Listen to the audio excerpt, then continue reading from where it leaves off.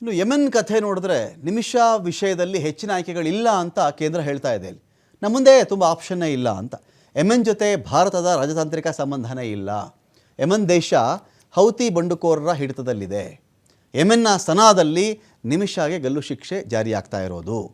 ಸನಾ ಪ್ರದೇಶದಲ್ಲಿಯೂ ಕೂಡ ಹೌತಿ ಬಂಡುಕೋರರ ಪ್ರಾಬಲ್ಯ ಇದೆ. ಅಲ್ಲಿ ಭಾರತ ಒಂದು ಹಂತದವರೆಗೆ ಮಾತ್ರ ಹೋಗೋಕ್ಕೆ ಸಾಧ್ಯ. ಭಾರತ ಕೊಡ್ತಿರ್ತಕ್ಕಂಥ ಕಾರಣಗಳಿದೆ, ಏನು ಮಾಡೋಕ್ಕಾಗಲ್ಲ. ನಾವು ಅಲ್ಲೆಲ್ಲ ಬಂಡುಕೋರರಿದ್ದಾರೆ, ನಾವು ತುಂಬ ನಿಯಂತ್ರಣ ತೊಗೊಳಕ್ಕಾಗಲ್ಲ ಅವ್ರ ಮೇಲೆ.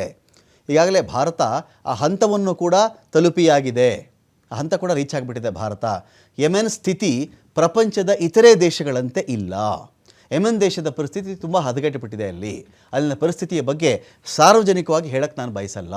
ಭಾರತ ಖಾಸಗಿ ಮಟ್ಟದಲ್ಲಿ ಪ್ರಯತ್ನ ಮಾಡ್ತಾ ಇದೆ. ಅಂದರೆ ಸರ್ಕಾರದ ಮಟ್ಟದಲ್ಲಿ ಅಲ್ಲವಂತೆ, ಇದು ಪ್ರೈವೇಟಾಗಿ ನಾವು ಟ್ರೈ ಮಾಡ್ತಾ ಇದ್ದೀವಿ ಅಂತ.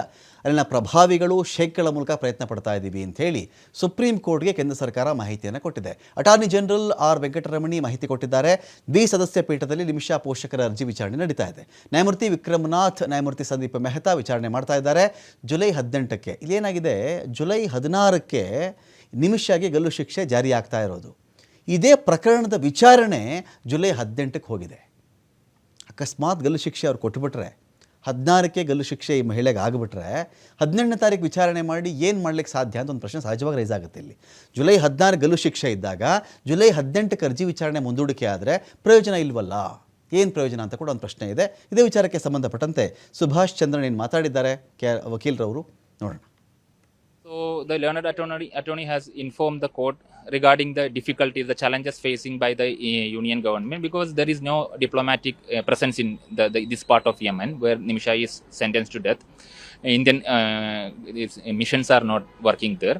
So there are challenges, but fortunately or positively he informed the court that the Indian government has officially requested the government of Yemen or the authorities there to postpone the date, to extend the date of execution, and he is hopeful, the government is hopeful, the Yemeni counterparts will consider that positively and they will extend the postpone the date of execution.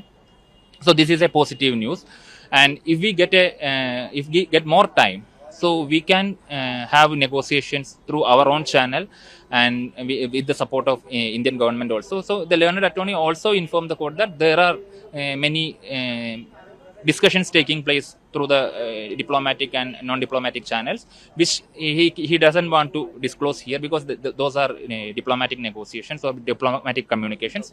So the court also said they don't want to look into those issues, but they are looking for a positive action from the government.